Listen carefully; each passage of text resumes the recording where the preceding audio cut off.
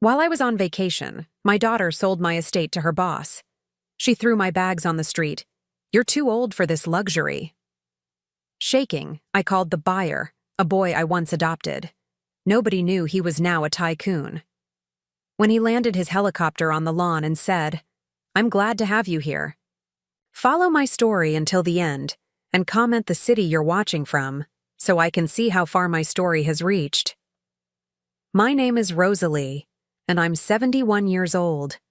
I never imagined that returning from what should have been a peaceful vacation would become the most humiliating day of my life. The taxi pulled up to 1847 Elm Street, the same address I'd called home for 32 years. But something was wrong. My suitcases weren't where they should be, safely inside my Victorian house. Instead, they sat on the sidewalk like abandoned trash, my clothes spilling from a broken zipper. "Ma'am, this is your stop, right?" The driver turned around, confusion clear in his voice as he stared at the luggage scattered on my front lawn. I nodded slowly, my throat suddenly dry. "Yes, this is. This is my house." But even as I said the words, doubt crept in. The spare key wasn't under the flower pot where I'd left it. The front door had a shiny new lock that my key couldn't open. And there, standing in my doorway like she owned the place, was my daughter Calla. "Mom, you're back." Her voice carried no warmth, no surprise, no guilt. Just cold acknowledgement, like I was a neighbor she barely tolerated. I paid the taxi driver with trembling hands and walked toward my own front door, feeling like a stranger. "Calla, what's going on? Why are my things outside?" She stepped onto the porch, her arms crossed, wearing that expression I remembered from her teenage years when she was about to deliver news she knew would hurt me. Behind her, I could see Ronan, her husband, hovering in the shadows like he always did when there was family drama. "We need to talk, Mom, about your living situation." "My living situation?" I repeated the words, but they felt foreign in my mouth. "This is my house, Calla. I've lived here since before you were born." "Actually," Ronan stepped forward, holding a manila folder. "Legally speaking, that's no longer accurate." My blood turned to ice. "What do you mean?" Calla sighed, like I was being deliberately difficult. "Mom, we sold the house. You agreed to it before you left for Florida. Don't you remember?" The world tilted sideways. I gripped the porch railing to keep from falling. "I never agreed to anything. I would never—" "You signed the papers, Mom." Ronan opened the folder, revealing documents I'd never seen before. "Right here, your signature. The sale was finalized yesterday." I stared at the papers, at what looked like my handwriting, at numbers that made no sense. $800,000 was what my house was worth according to the last appraisal. But these papers showed $600,000. Even in my shocked state, I knew something was terribly wrong. "I didn't sign these," I whispered. "I would never sell my house without telling you first, and I certainly wouldn't sell it for less than it's worth." Calla's expression hardened. "Mom, you're 71 years old. Maybe your memory isn't what it used to be. We have witnesses. We have your signature. This is legal and final." The cruelty in her voice hit me like a physical blow.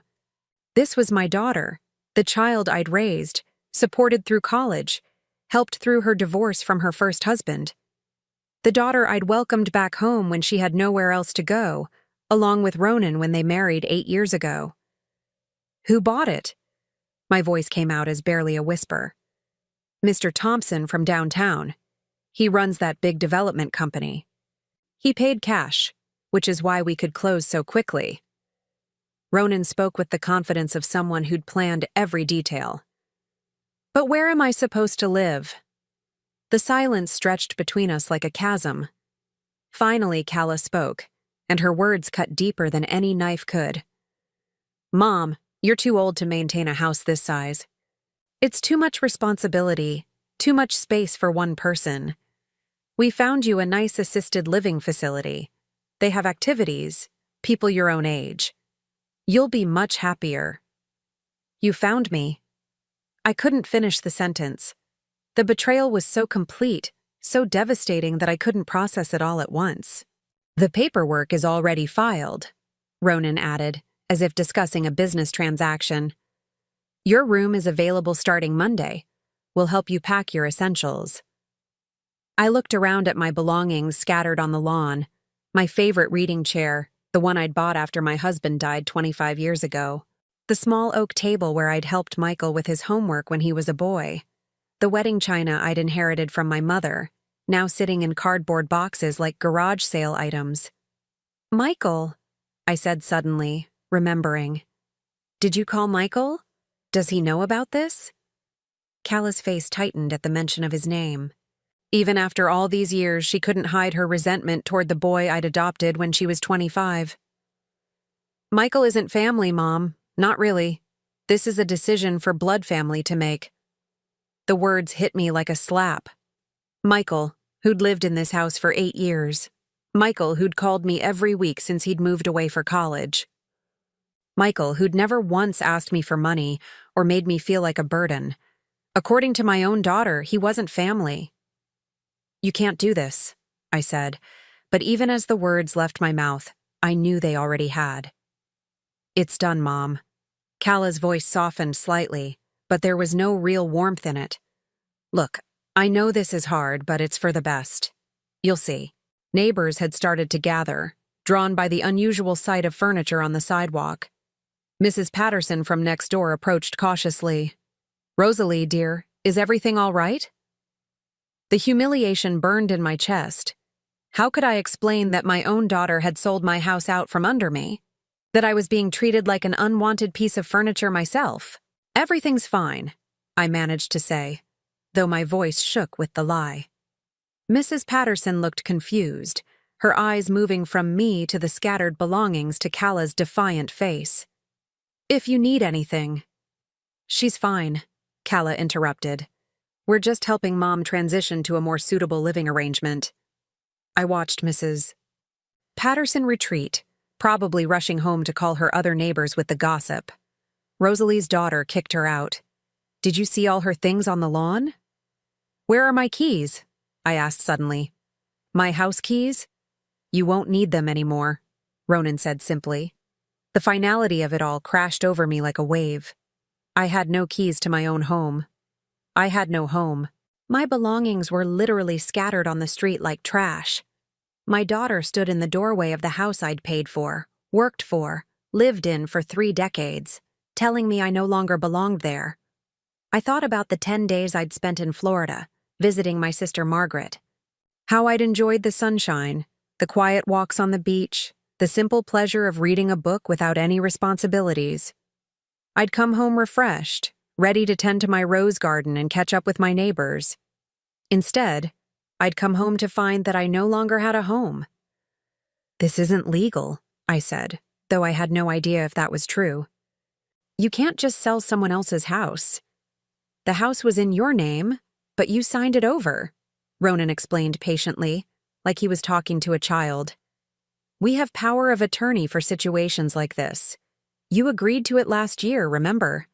When you had that small stroke? I did remember signing papers after my mini-stroke, but I'd thought they were just medical directives. I'd trusted Calla to handle my affairs if something happened to me. I'd never imagined she'd use those documents to steal my home. The stroke didn't affect my judgment, I said firmly. Dr. Martinez said I made a complete recovery. Mom, you're being dramatic. Calla stepped back into the house, my house that was no longer mine. We did this because we love you and want what's best for you. Love. She used that word like it meant something, like it could justify this betrayal. I stood there on the sidewalk, surrounded by my possessions, feeling smaller and more powerless than I had since I was a child. The afternoon sun beat down on my pearl necklace, the one my mother had given me on my wedding day. I touched it nervously, a habit I'd developed over the years whenever I felt overwhelmed. 71 years of life, and my own daughter had thrown me out on the street like garbage.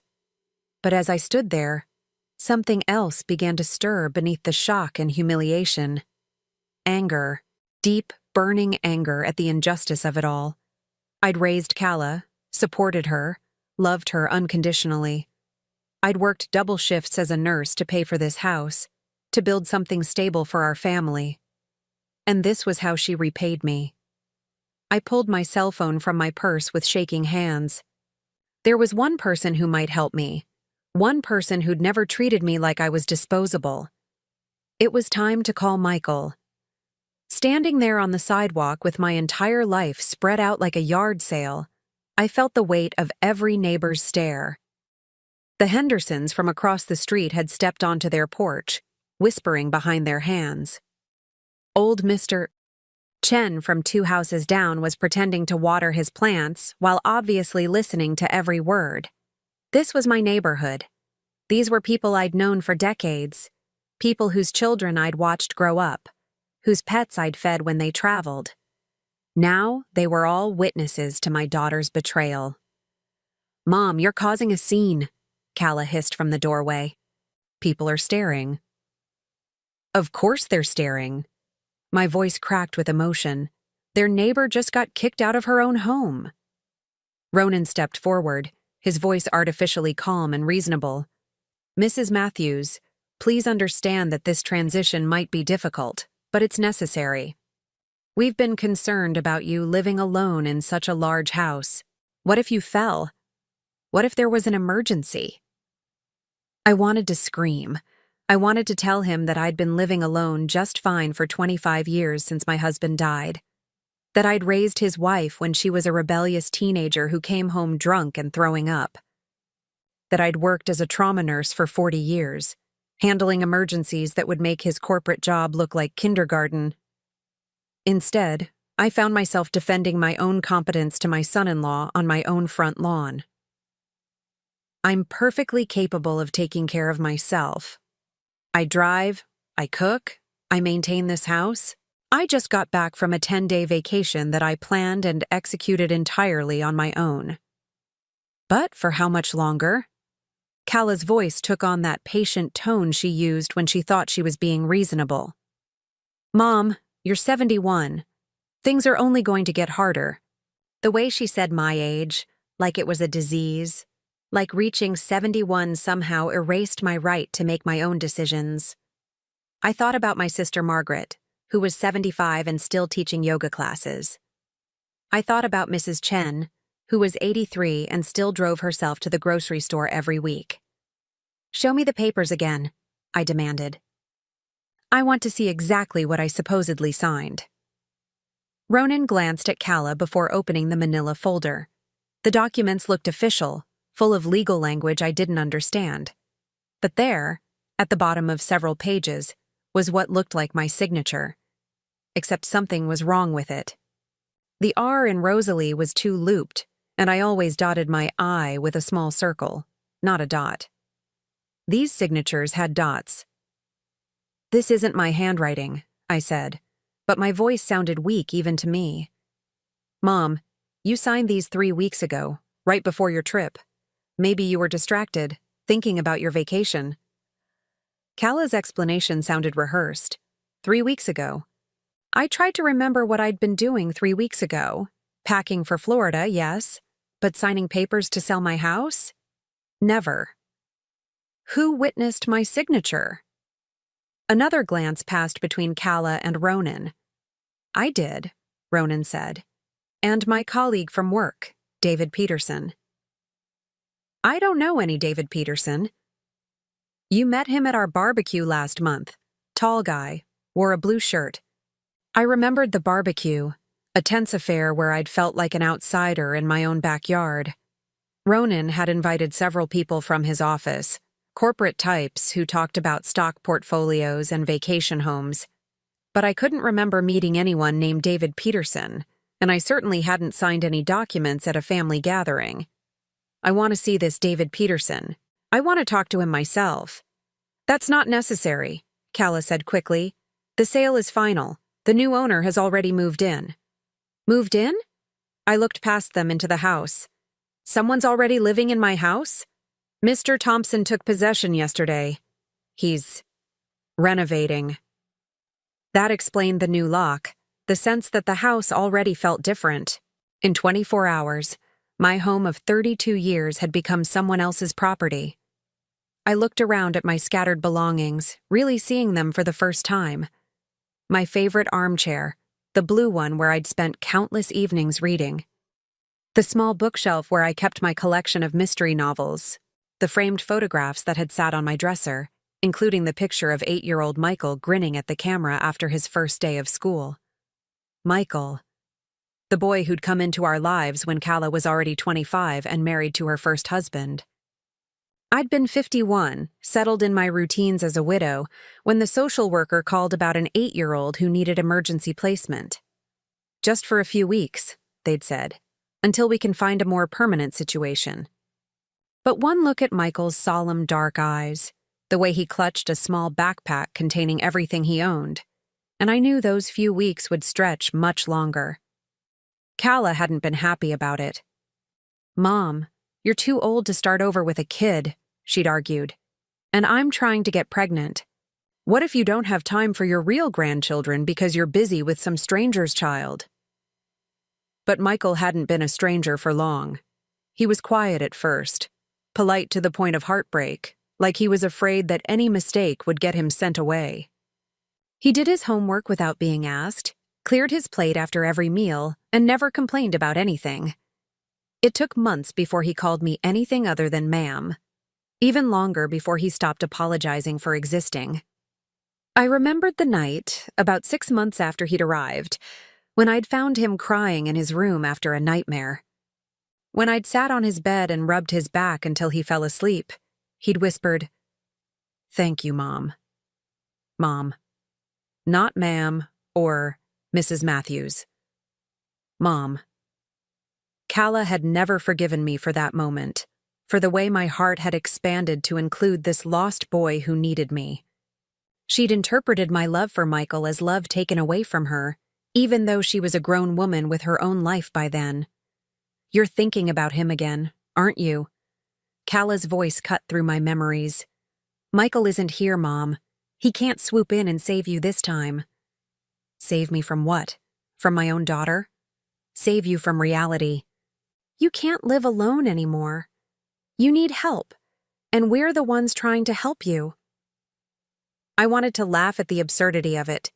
If they wanted to help me, why was I standing on the sidewalk while strangers lived in my house? Why hadn't anyone discussed this alleged sale with me beforehand? Why did I feel like I was in the middle of a nightmare I couldn't wake up from? "Where's Michael now?" I asked, partly to deflect from my helplessness and partly because I genuinely wanted to know. "Last I heard, he was in Seattle doing something with computers," Kala said dismissively. "Probably still playing video games and pretending it's a career." That couldn't be right. Michael had always been brilliant with technology, but he'd also been incredibly driven. The last time we'd talked, about 3 months ago, he'd mentioned expanding his business. He'd sounded successful, confident. More successful than Ronan, whose job seemed to involve a lot of meetings and very little actual work. "I'm going to call him," I announced. "Mom, don't." Kala's mask slipped for just a moment, revealing something that looked like panic. "You'll just upset yourself, and him. This isn't his problem to solve." But her reaction told me everything I needed to know. She was afraid of Michael getting involved, which meant she knew on some level that what they were doing was wrong. I fumbled in my purse for my phone, my hands still shaking from shock and anger. Michael's number was programmed in under M for Michael, but also under S for son, because that's what he'd become, even without legal papers or blood relation. The phone rang once, twice. I held my breath, praying he would answer, praying he could somehow help me make sense of this nightmare. When his voice came through the line, warm and familiar despite the years and distance, I nearly broke down crying. "Rosalie? Is everything okay?" Even from thousands of miles away, he could tell something was wrong, just from the sound of my breathing. "Michael," I whispered, turning away from Kala and Ronan so they couldn't see my tears. "I need help. Something terrible has happened." My fingers trembled as I dialed the number. I had to try. Michael was my only hope. Michael, thank God you answered. My voice broke as I spoke into the phone, trying to keep my back turned to Calla and Ronan, who were watching me like hawks from the porch. Rosalie, what's wrong? You sound upset. His voice was deeper now than when he'd left for college 12 years ago, but it still carried that gentle concern that had made me fall in love with him as a son. They sold my house, Michael. Calla and Ronan sold my house while I was in Florida. They're saying I signed papers, but I never signed anything. I'm standing on the sidewalk with all my belongings scattered around like garbage. The silence on the other end of the line stretched so long I thought we'd been disconnected. Michael, are you there? I'm here. His voice had changed, become harder somehow. Tell me exactly what happened. So I did. I told him about coming home to find my suitcases on the lawn, about the new locks, about the papers with signatures that didn't look quite right. I told him about Ronan's manila folder and the mysterious buyer named Mr. Thompson, who'd apparently paid $600,000 cash for my $800,000 home. Thompson, Michael repeated, and something in his tone made me pause. Do you know him? Another long pause. I might. Rosalie, I need you to listen to me very carefully. Don't sign anything else. Don't agree to move anywhere. Don't let them pressure you into making any more decisions. They want to put me in assisted living. They say the paperwork is already filed. No. The word came out sharp, almost angry.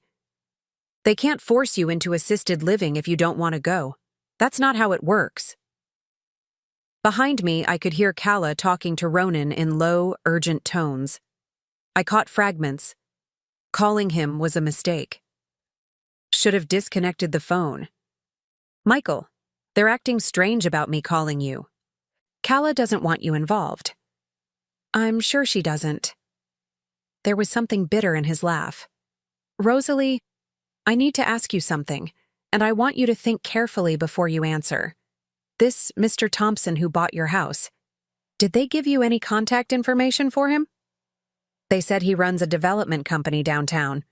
But Michael, I don't understand why that matters. I just need help figuring out how to get my house back. What if I told you that I might be able to help with that? Hope fluttered in my chest like a trapped bird. How? You're in Seattle, and this is a legal matter. I probably need a lawyer, but I don't know how I'm going to pay for one. Don't worry about lawyers right now. Just trust me, okay? I'm going to make some calls, and then I'm going to come see you.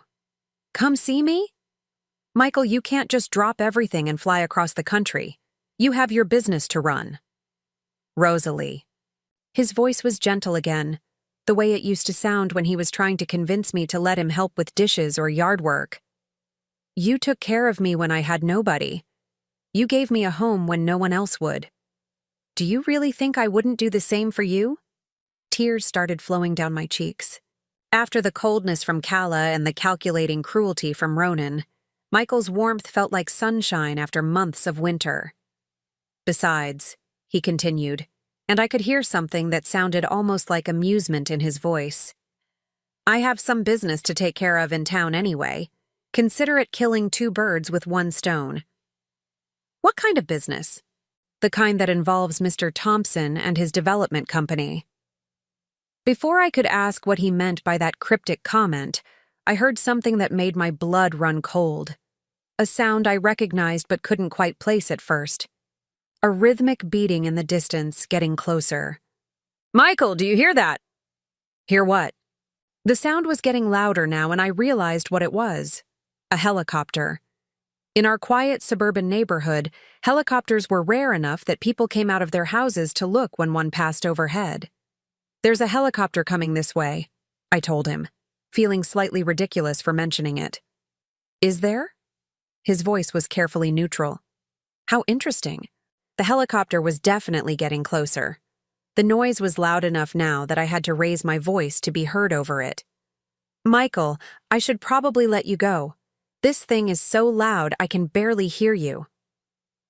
Actually, Rosalie, why don't you stay on the line for just a minute longer? I think you're going to want to hear what I have to tell you. What do you mean? Look up. I tilted my head back and saw a sleek black helicopter approaching our street. As I watched, it began to descend, clearly looking for a place to land. The noise was incredible now, and I could see neighbors coming out of their houses all up and down the block. "Michael, this helicopter is about to land in our neighborhood. I've never seen anything like this. Haven't you?" His voice was warm with something that sounded suspiciously like laughter. "Rosalie, I need you to look at the side of that helicopter. What do you see?" I squinted against the wind from the rotors, holding my hand up to shield my eyes. On the side of the black aircraft, I could just make out letters. TC Enterprises. TC Enterprises, I read aloud. "Michael, what does that stand for?" "Thompson Consolidated."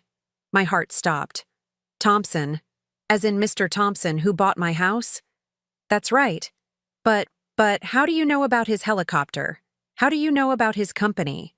The helicopter was setting down now in the small park at the end of our street, the one where I used to take Michael to play when he was younger. I could see a figure inside the cockpit, but the tinted windows made it impossible to make out any details. "Rosalie," Michael's voice was gentle but serious, "there's something I need to tell you about Mr. Thompson." "What?" "He's me." The words didn't make sense at first.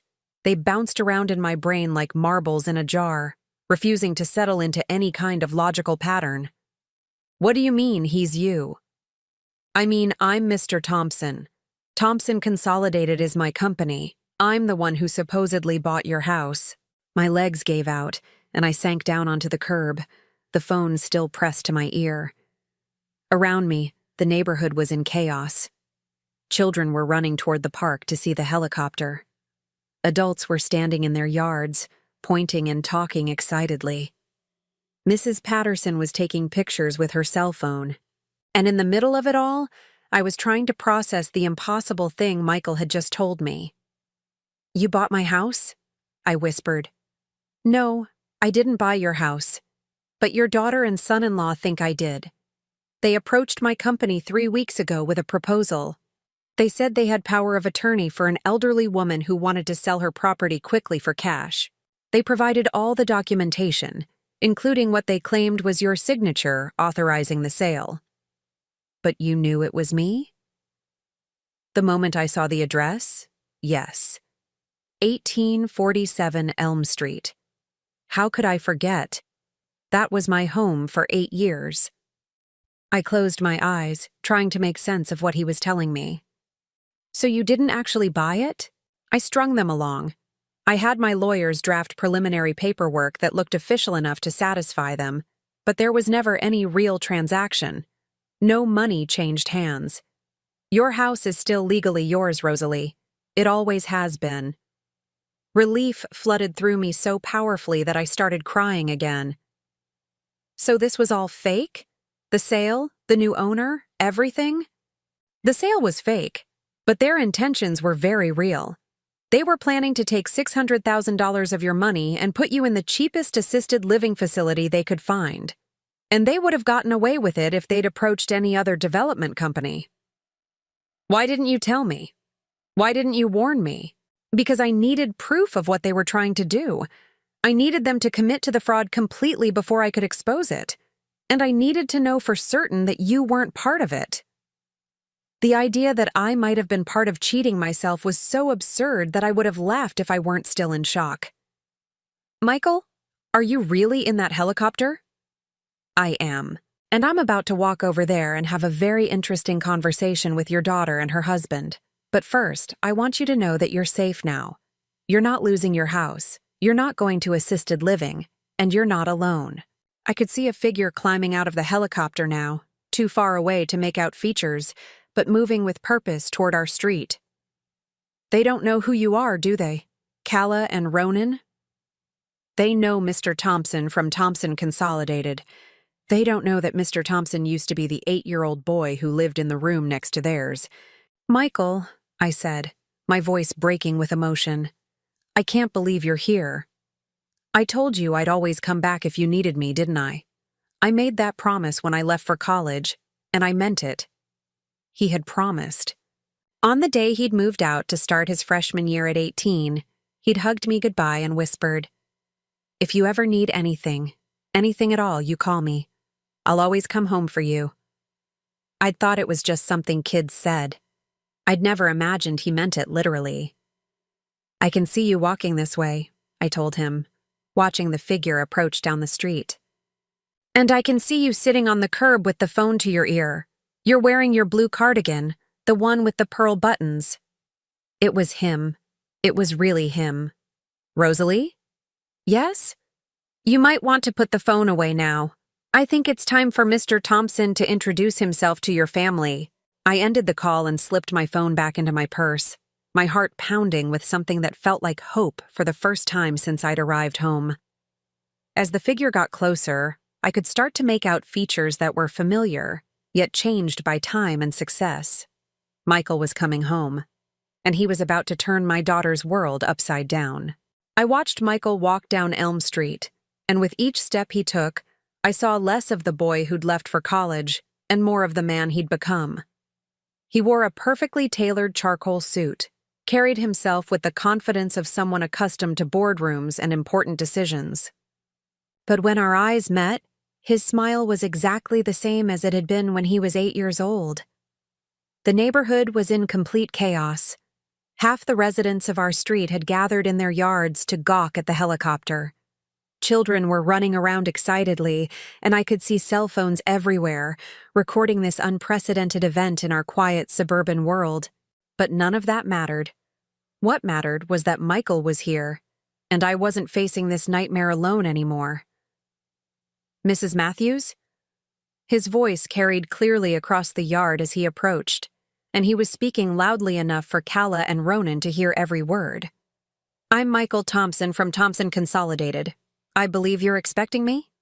I struggled to my feet from the curb, brushing off my blue cardigan. "Mr. Thompson, yes. Thank you for coming so quickly." He reached me and took my hands in his, squeezing gently. Up close, I could see that his dark eyes still held that same warmth, even though his face had matured into sharp, handsome lines. He was successful. That much was obvious from his expensive suit, the helicopter, the way he carried himself. But he was still my Michael. "I came as soon as I got your message," he said, still speaking in his professional voice for the benefit of our audience. "This situation with your property sale is quite irregular." From the porch, I could see Calla and Ronan frozen in place, watching this interaction with growing confusion and alarm. They'd expected me to be helpless, alone, easily manipulated. They hadn't expected a mysterious businessman to arrive by helicopter to take my side. "Irregular how?" Ronan stepped forward, the manila folder still clutched in his hand. Michael turned to face him, and I saw something I'd never seen before, a coldness in his expression that made me grateful I was on his side. "And you are?" "Ronan Phillips. I'm Mrs. Matthews' son-in-law. I handled the paperwork for the sale of this property to your company." "Ah, yes, Mr. Phillips." Michael's voice was pleasant, but there was steel underneath it. "We need to talk about that paperwork." Calla finally found her voice. "Mr. Thompson," I thought, "we were told you'd already taken possession of the property, that the sale was final." "Were you?" Michael's eyebrows rose slightly. "That's interesting, because according to my legal department, no sale has been finalized. In fact, no money has changed hands at all." The color drained from Ronan's face. "That's impossible. We have a signed contract. We have Mrs. Matthews' power of attorney. Everything was done legally." "I'm sure you believe that," Michael said mildly. "But I'm afraid there are some significant problems with the documentation you provided." He reached into his jacket pocket and pulled out his own folder, much thicker than Ronan's, and bound with an official-looking blue cover. "For instance," Michael continued, flipping through pages, "the signature you provided as Mrs. Matthews' authorization doesn't match the signature we have on file from her previous interactions with our company." I stared at him. Previous interactions? But I'd never had any dealings with Thompson Consolidated before today. "What previous interactions?" Calla demanded, echoing my own confusion. Michael smiled, and it wasn't a pleasant expression. Mrs. Matthews has been a valued client of mine for several years. She's consulted with our firm on various property investments and estate planning matters. This was news to me, but I tried to keep my face neutral. Whatever Michael was doing, I trusted him completely. That's impossible, Ronan sputtered. She never mentioned any business relationship with your company. Didn't she? Michael looked genuinely surprised. How odd that she wouldn't mention her investment portfolio to her family. Although, given the circumstances, perhaps it was wise of her to keep her financial affairs private. Calla's face was turning red with anger and confusion. What investment portfolio? Mom doesn't have any investments. She lives on Social Security and Dad's pension. Does she? Michael glanced at me with something that might have been amusement. Mrs. Matthews, would you like to tell them, or shall I? I had no idea what he was talking about, but I'd learned to trust Michael's judgment years ago. Perhaps you should explain, Mr. Thompson. They seem confused about my financial situation. Of course. He opened his blue folder and pulled out several official-looking documents. Mrs. Matthews owns a diversified portfolio worth approximately $2.7 million, managed through our investment services division. She also holds partial ownership in 3 rental properties downtown, which generate roughly $12,000 in monthly income. The silence that followed was so complete I could hear a dog barking several blocks away. That's impossible, Calla whispered. I assure you, it's quite possible. Mrs. Matthews has been making very shrewd investments for the past 15 years. She's actually one of our most successful clients. 15 years ago. That would have been right around the time Michael graduated from high school and left for college.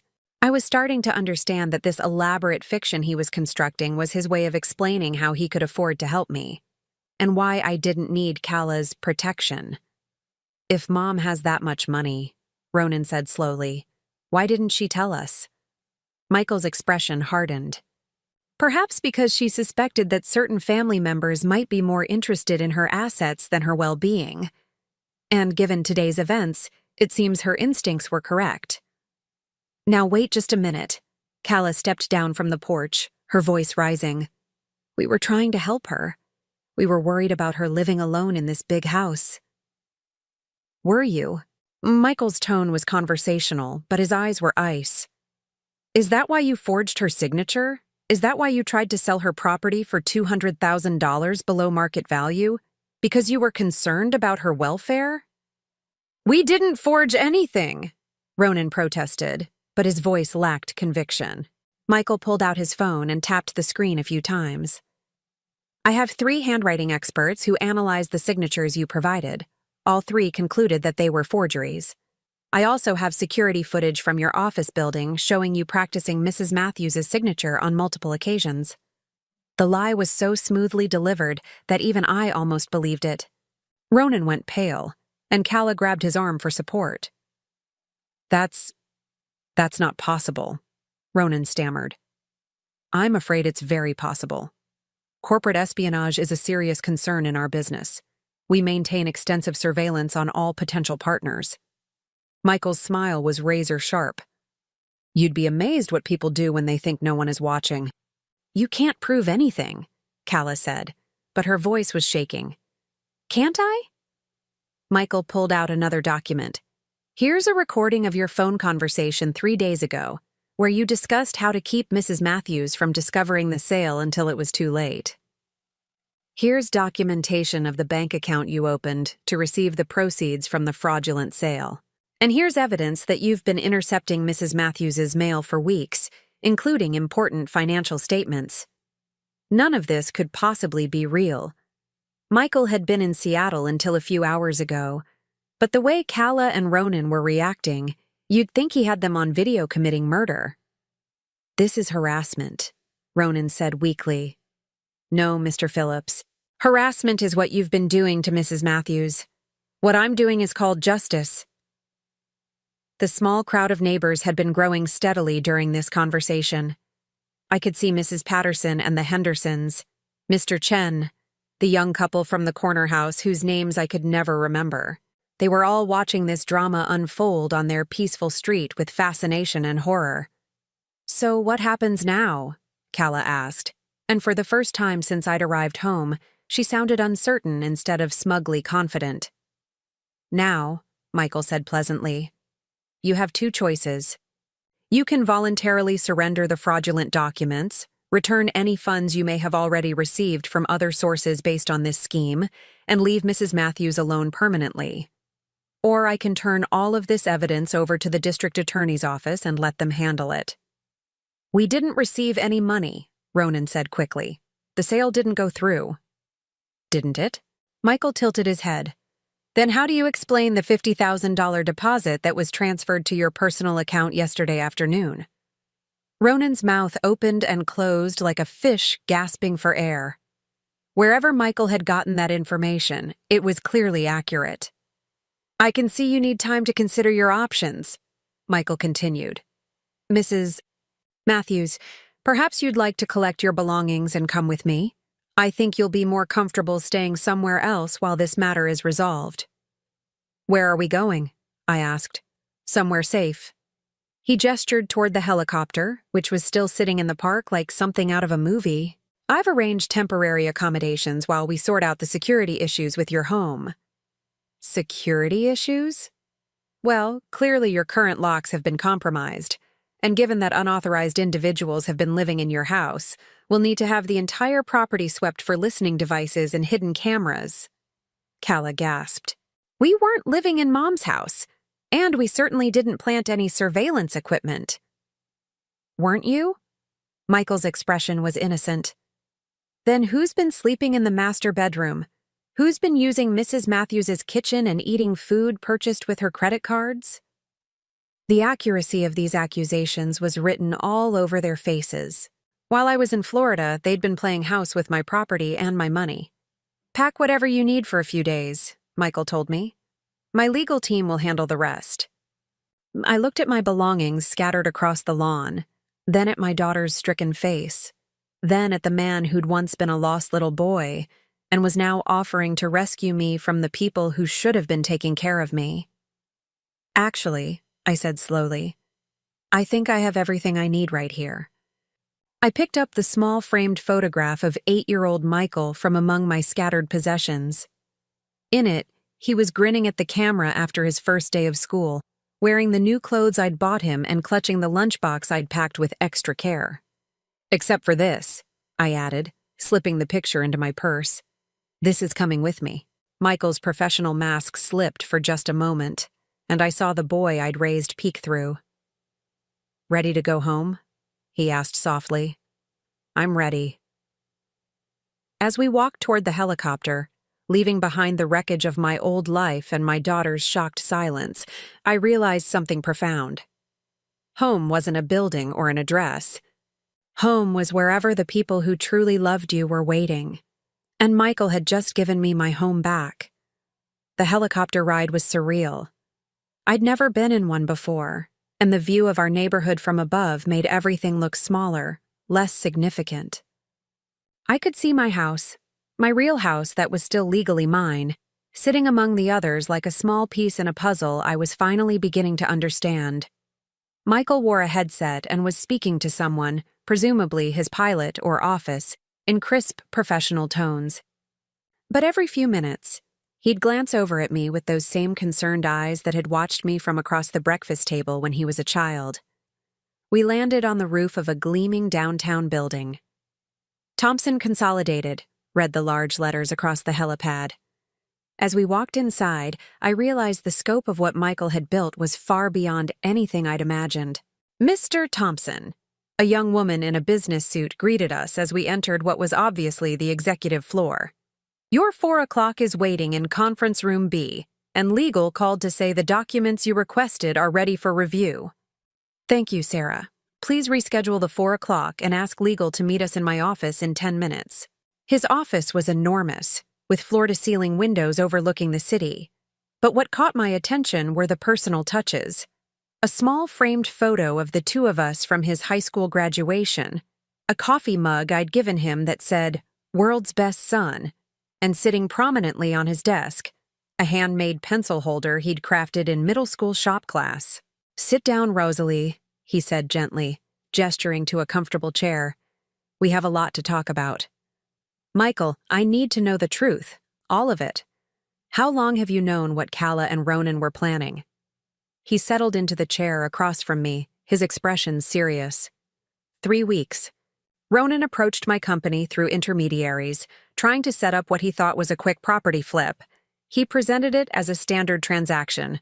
Elderly homeowner wants to downsize, family handling the details. "But you recognized the address."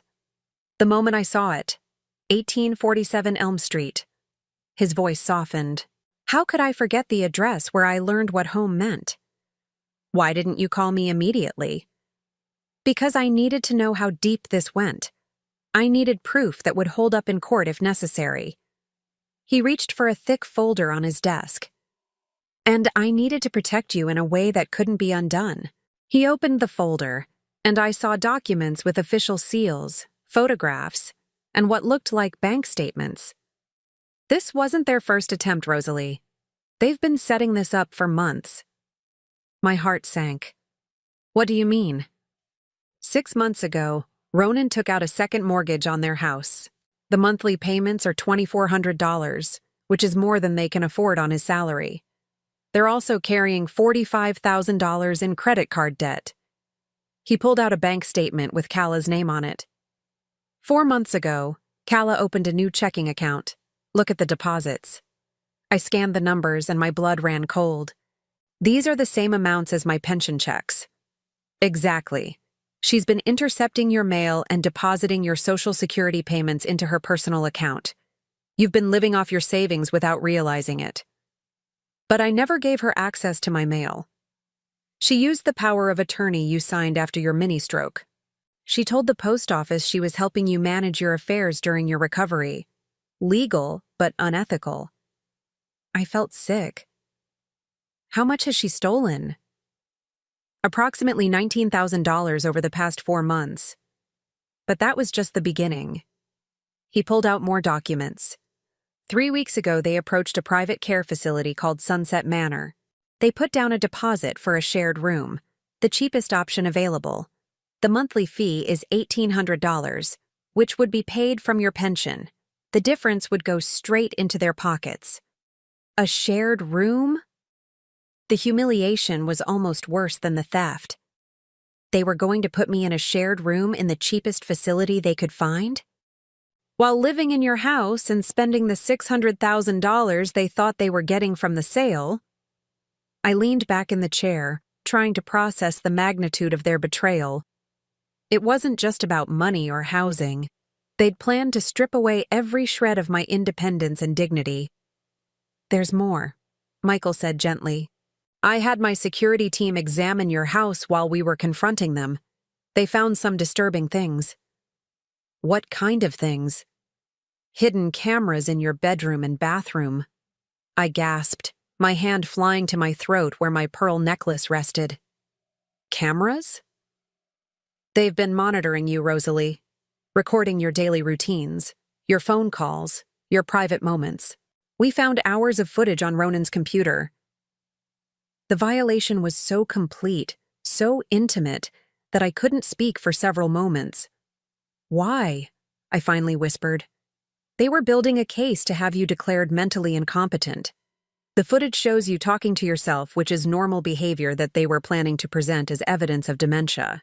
They recorded you forgetting where you put your glasses, struggling with technology, having trouble opening jars. But those are normal things that happen to everyone." "Exactly. But taken out of context and presented by family members claiming to be concerned about your welfare, they could have convinced a judge that you needed a legal guardian." "A guardian?" "Someone to control your finances and make decisions about your care. Someone like Calla." The full scope of their plan was becoming clear, and it was more sinister than I'd imagined. They hadn't just wanted to steal from me. They'd wanted to make it legal. "Michael, how did you find all this out so quickly?" For the first time since we'd entered his office, he looked uncomfortable. "I've been keeping an eye on your family for years, Rosalie. After I left for college, I worried about you. I hired a private security firm to do occasional check-ins, make sure you were safe. You've been watching me? Not watching, protecting. After everything you did for me, I wanted to make sure you were okay. When Kala married Ronan, my investigators found some troubling things about his background. What kind of troubling things? He's done this before. His first wife divorced him after discovering he'd forged her name on loan documents. His elderly aunt had to get a restraining order against him when she caught him stealing from her purse. There's a pattern of financial abuse that goes back years. I thought about all the times Ronan had offered to help me with my paperwork, all the occasions when he'd suggested I was getting too old to handle my own affairs. Why didn't you tell me? Not because you seemed happy. Kala was visiting regularly.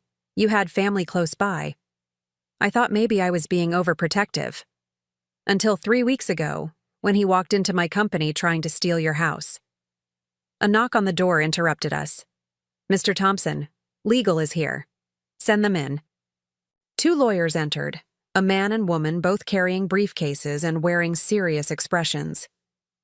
Mrs. Matthews, the woman said, I'm Jennifer Walsh, and this is David Chen. We're going to walk you through your options regarding your daughter and son-in-law's attempted fraud. Options? David Chen opened his briefcase and pulled out several documents. You can press criminal charges for forgery, identity theft, mail fraud, and elder abuse. The evidence is overwhelming. They would almost certainly face jail time.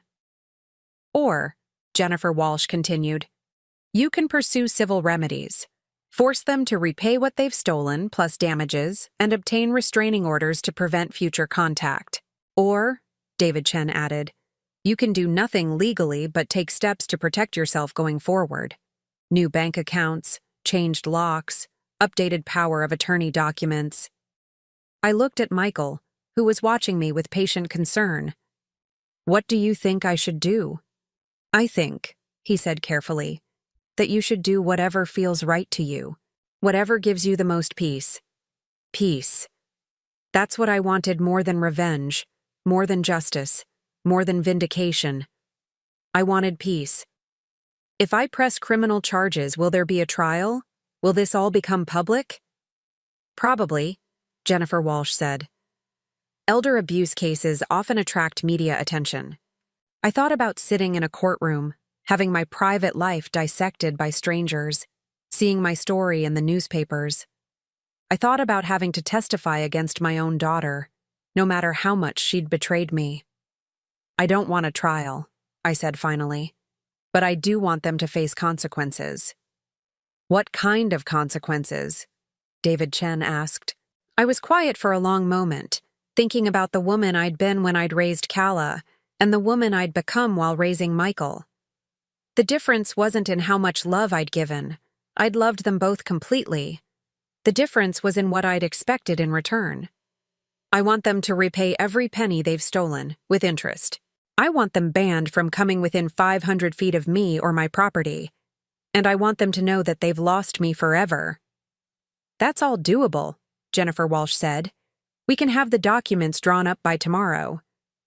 And my house? Is yours, Michael said firmly. Always has been. The sale documents were never filed because there was never a real sale. You can move back in whenever you're ready. What about the cameras? The locks? Already handled. My security team swept the entire house and changed all the locks. Your home is secure. I reached into my purse and pulled out the framed photograph of 8-year-old Michael, the one I'd rescued from my scattered belongings on the sidewalk. Do you remember when this was taken? I asked him. He smiled. First day of 3rd grade. You made me pancakes for breakfast and packed my lunch with a note that said, "Have a great day, sweetheart." You kept every single one of those notes. I found them in your room after you left for college, in a shoebox under your bed. I still have them, he said softly. In my apartment. Some people collect stamps or coins. I collected proof that I was loved. The lawyers exchanged glances and quietly excused themselves, sensing this had become a private moment. Michael, Why did you become so successful? Was it to prove something to Calla and her father? No, he said without hesitation. I became successful because you taught me that I was worth something. You showed me what it felt like to be valued, and I wanted to make sure I could always take care of you the way you took care of me. You didn't owe me anything. I didn't owe you. I chose you. Just like you chose me when no one else would. I looked around his magnificent office, at the empire he'd built, at the man he'd become despite the worst possible start in life. What happens now? Now you decide what you want your life to look like. You're free, Rosalie. You're safe, you're financially secure, and you never have to see Calla and Ronan again if you don't want to. And you? Will you disappear back to Seattle now that the crisis is over? Actually, he smiled. I've been thinking about relocating my headquarters. This city has some very appealing qualities. Such as? The best mother a man could ask for lives here. I started crying then, not from sadness or anger or fear, but from relief. For the first time in months, maybe years, I felt truly safe. Not just physically, but emotionally. I was with someone who loved me unconditionally, who would never hurt me, who saw me as valuable just for being myself. The truth wasn't just that Calla and Ronan had tried to steal from me. The truth was that I'd been living with people who didn't value me, while the person who treasured me most had been waiting patiently for me to need him. I wasn't just getting my house back. I was getting my life back. And this time, I was going to share it with people who deserved it. 3 months later, I stood in my kitchen on a Sunday morning, making pancakes from scratch while Michael read the newspaper at my kitchen table. The morning light streamed through the windows I'd cleaned myself the day before, casting warm patterns across the floor where he used to sit with his homework 20 years ago. Some things had changed. The locks were different, stronger. My mail now went to a post office box that only Michael and I knew about. My bank accounts had been moved to a different institution entirely, with passwords that Calla could never guess. The house had been swept for surveillance devices 3 times, and a discreet security system now monitored all entry points. But the important things remained the same. The kitchen still smelled like vanilla and cinnamon when I baked. The floorboards still creaked in exactly the same places. My rose garden had survived my 3-month absence and was blooming more beautifully than ever. The business section has an interesting article about sustainable development, Michael said, not looking up from his paper. Apparently, Thompson Consolidated just broke ground on a new affordable housing project. Imagine that, I replied, flipping a pancake. I hope they're treating their workers fairly. Oh, I'm sure they are. I heard the CEO is very particular about employee benefits. This had become our Sunday morning routine. Michael stayed over on Saturday nights in his old room, which I'd left exactly as it was when he'd gone to college. We'd have breakfast together, work in the garden, maybe drive to the farmer's market or catch an afternoon movie. He'd bought a house 15 minutes away, nothing ostentatious, just a comfortable place where he could host company dinners for his relocated staff. But most evenings, he'd stop by to check on things, and we'd end up having dinner together and talking until late. It was the family life I'd dreamed of having with Calla but had never quite achieved. The legal settlement had been finalized 6 weeks ago. Calla and Ronan had agreed to repay the $19,000 they'd stolen, plus $12,000 in damages and legal fees. They'd signed restraining orders that prohibited them from contacting me or coming within 500 feet of my property. In return, I'd agreed not to press criminal charges. I'd received 1 letter from Calla since then, forwarded through the lawyers. It was 3 pages of justifications and self-pity, explaining how they'd only been trying to help me, how I was being manipulated by Michael, how families should forgive each other's mistakes. I'd read it once, then burned it in my fireplace. Some bridges, once burned, were meant to stay that way. "Are you expecting anyone today?" Michael asked, glancing toward the front window. "Not that I know of. Why?" "There's a car I don't recognize parked across the street. Woman sitting inside looks like she's watching the house." I moved to the window and peered through the curtains. My heart sank when I recognized the blue sedan and the figure hunched over the steering wheel. It's Calla. Michael was beside me instantly, his expression hardening. How long has she been there? I don't know, I just noticed her. She's violating the restraining order just by being here. I watched my daughter sitting alone in her car, and for a moment, I felt a flicker of the old sympathy. She looked smaller somehow, older. The confident woman who'd thrown me out of my own house had been replaced by someone who looked lost and desperate. But then I remembered the cameras in my bedroom, the forged signatures, the months of stolen pension checks, and the sympathy faded. "What do you want to do?" Michael asked. "I can call the police, or my security team." I thought about it. I could have her arrested, could make her face the consequences of violating the court order. I could create a scene that would humiliate her the way she'd humiliated me, but that wasn't the kind of person I wanted to be. "I want to talk to her," I said finally. "Rosalie, that's not a good idea. She's not supposed to be here and you don't owe her anything." "I don't owe her a conversation, but I owe myself one." Michael studied my face for a long moment, then nodded.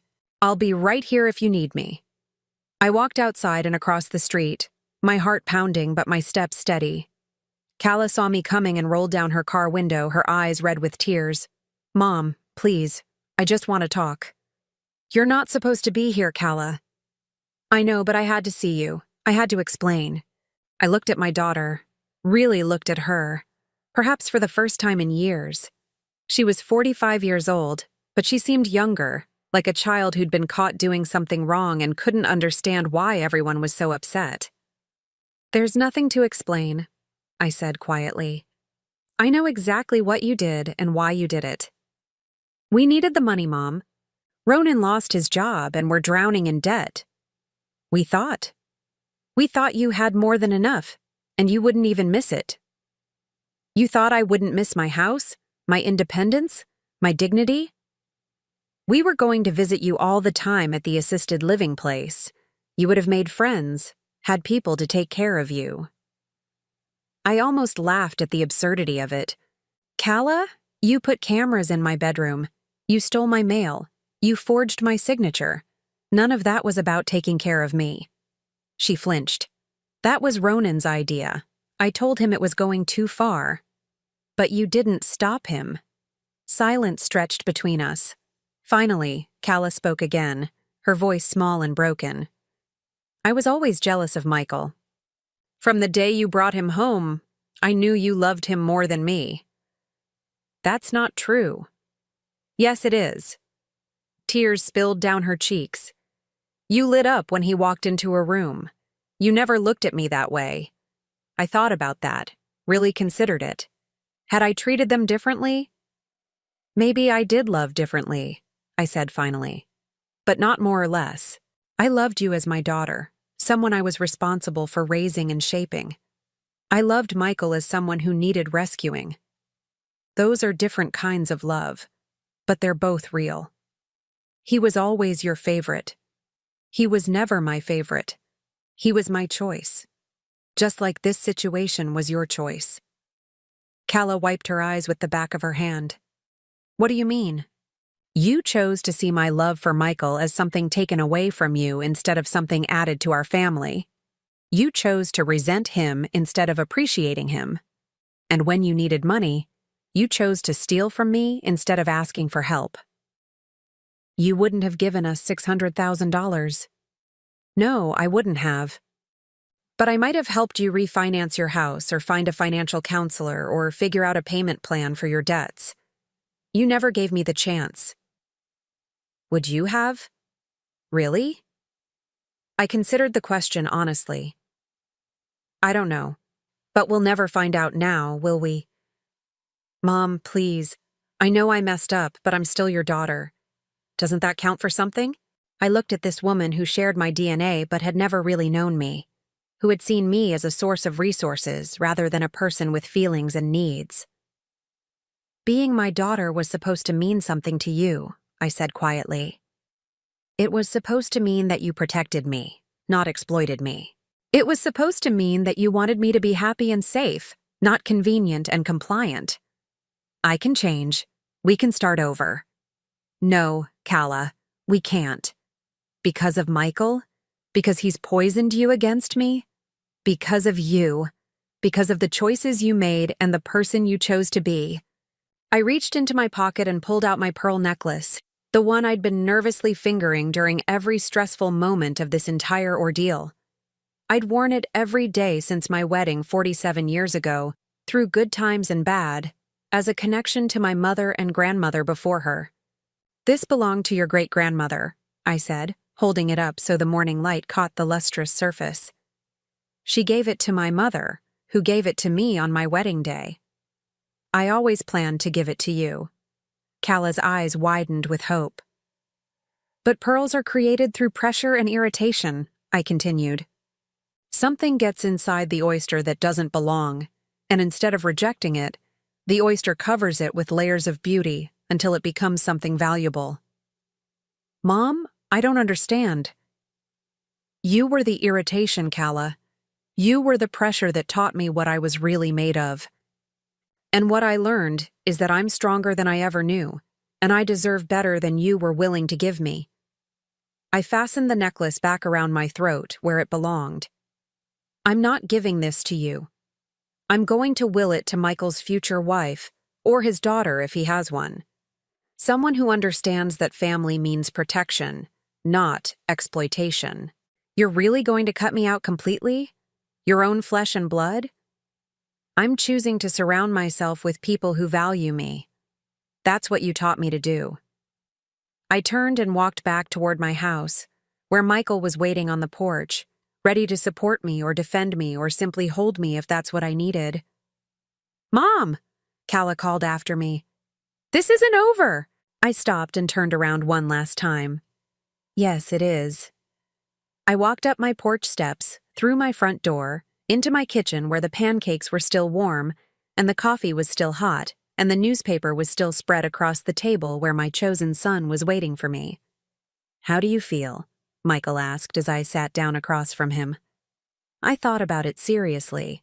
I felt sad for the relationship Calla and I would never have. I felt angry about the trust that had been broken. I felt relieved that the confrontation was over, but mostly I felt free. I feel like I finally understand the difference between family and relatives, I said. What's the difference? Family is what you build. Relatives are just what you're born with. Michael smiled and passed me the syrup. In that case, I'm honored to be your family. The honor is mine. We finished our breakfast in comfortable silence, planning our day like we'd been doing this for decades instead of months. Later, we'd work in the garden together. Michael would help me plant new roses in the spot where the security cameras had been hidden. We'd have dinner on the patio and watch the sunset from chairs positioned so we could see the street but not be easily seen from it. It was a quiet life, a peaceful life. Some might even call it ordinary. But after everything I'd been through, ordinary felt like victory. I was 71 years old, and for the first time in my life, I was exactly where I belonged, with people who chose to love me as much as I chose to love them. At 71 years old, I'd finally learned that family isn't about blood, it's about choice. And I was finally making the right ones. Now I'm curious about you who listened to my story. What would you do if you were in my place? Have you ever been through something similar? Comment below. And meanwhile, I'm leaving on the final screen 2 other stories that are channel favorites, and they will definitely surprise you. Thank you for watching until here.